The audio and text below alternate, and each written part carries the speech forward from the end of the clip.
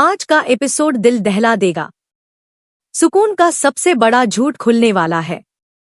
नहार पहली बार रूही की आवाज साफ सुन पाएगा और घर की दीवारें भी सच बोल उठेंगी। दादी का जीवन एक बार फिर खतरे में और नहार को लेना होगा सबसे बड़ा फैसला। डरना है या लड़ना है। एपिसोड वहीं से शुरू होता है जहां कल सब थम गया था। अवनी तीर चलाने ही वाली होती है, लेकिन एक अदृश्य शक्ति अचानक दादी को पीछे खींच लेती है। सबको झटका लगता है, पर सुकून सबसे ज्यादा डर जाती है। उसके माथे पर पहली बार पसीना दिखता है। नहार कमरे में बंद, दरवाजे पर लगातार हाथ मार रहा है। समर, दरवाजा खोल। वो तुम्हारी भाभी नहीं है। लेकिन समर वशीकरण के गहरे असर में ठंडे स्वर में कहता है, भैया आप गलत हैं। आप शादी के लिए हाँ कर दीजिए, सब ठीक हो जाएगा। उधर हॉल में सुकून गुस्से से आग बबूला।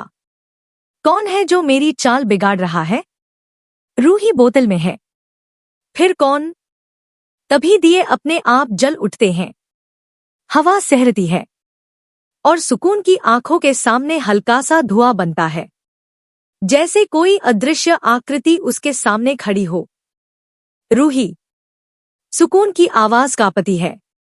वहीं नहार को अचानक वही चूड़ियों की खनक सुनाई देती है, इस बार बहुत साफ। पहली बार रूही की आवाज नहार के कानों तक पहुंचती है। नहार जी, मैं यहीं हूं। डरिए मत। आज आपको दरवाजा तोड़कर बाहर आना ही होगा। नहार की आंखें चमक उठती हैं। वह पूरी ताकत से दरवाजा हिलाता है।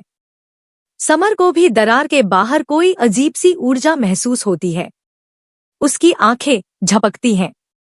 वशीकरण हल्का पड़ने लगता है। उधर सुकून दादी पर फिर से हमला करना चाहती है, लेकिन हर कदम पर कोई अदृश्य दीवार खड़ी हो जाती है।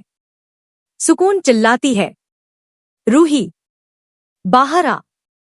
अगर तू में दिख गई तो मैं तुझे भी खत्म कर दूंगी। तभी दीवार पर एक तेज छाया चमकती है। सुकून आतंकित हो जाती है।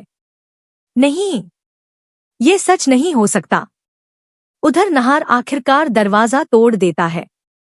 समर जमीन पर गिरता है, होश आने लगता है। नहार उसके सिर पर हाथ रखता है।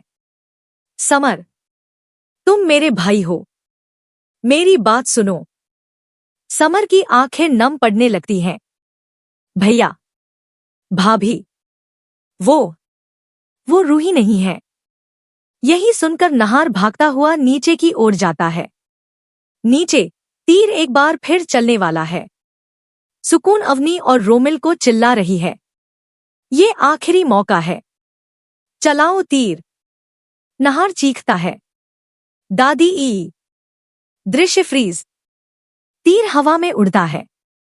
रूही की आत्मा दादी की तरफ बढ़ती है और स्क्रीन काली।